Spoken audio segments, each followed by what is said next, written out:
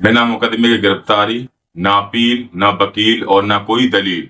मतलब किसी भी व्यक्ति को अदालत में बिना मुकदमा चलाए उसे डायरेक्ट जेल में बंद कर देना।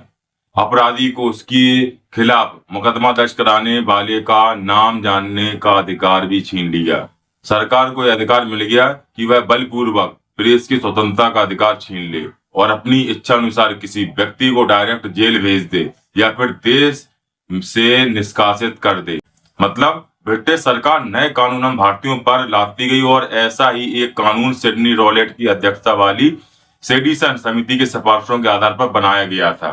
सरकार ने 1916 में न्यायाधीश सिडनी रॉलेट की अध्यक्षता में एक समिति गठित की जिसे आतंकवाद को कुचलने के लिए एक प्रभावी योजना का निर्माण करना था। रॉलेट कमेटी के सुझाव के आधार पर फरवरी 1918 में केंद्रीय विधान परिषद के 2 विधेयक पेश किए गए, जिनमें से एक विधेयक परिषद के भारतीय सदस्यों के विरोध के बाद भी पास कर दिया गया। इसके आधार पर 1919 में रॉलेट एक्ट पारित किया गया और हम भारतीयों पर थोप दिया गया।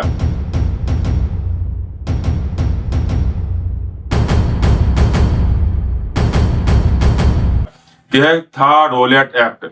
यह एक्ट ही था जिसने गांधी जी को भारतीय स्वतंत्रता संग्राम की मुख्य धारा में लाकर भारतीय राजनीति के गांधीवादी युग का सूत्रपात किया।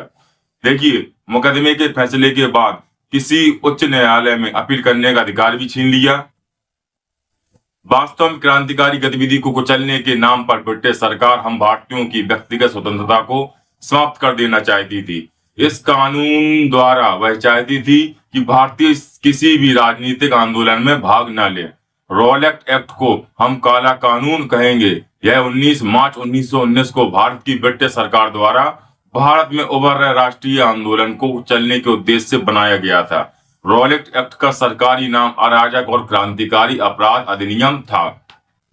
देखिए, प्रथम विश्व युद्ध में इंग्लैंड की विजय हुई और उसी समय ब्रिटिश सरकार ने रॉलेट एक्ट की घोषणा कर दी।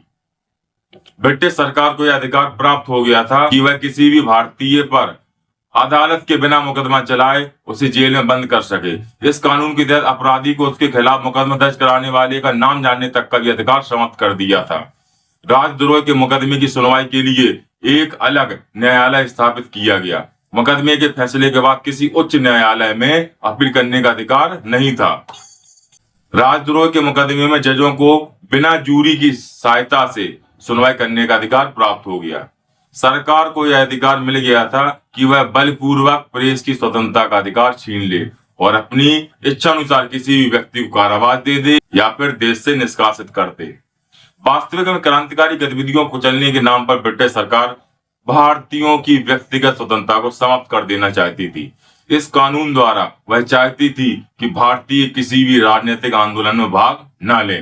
बिना मुकदमे की गिरफ्तारी, मतलब सरकार को किसी भी संदिग्ध भारतीय को बिना किसी सबूत या मुकदमे के गिरफ्तार करने और उसे 2 साल तक हिरासत में रखने का अधिकार मिल गया। इस कानून ने भारतीयों के पास सुनवाई, वकील या अपील का कोई अधिकार नहीं छोड़ा।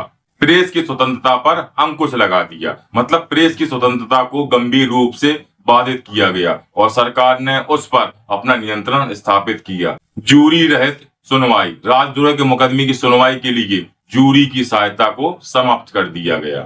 रॉलेट एक्ट के विरोध में पूरे भारत में व्यापक आक्रोश फैला और इसे काला कानून कहा गया।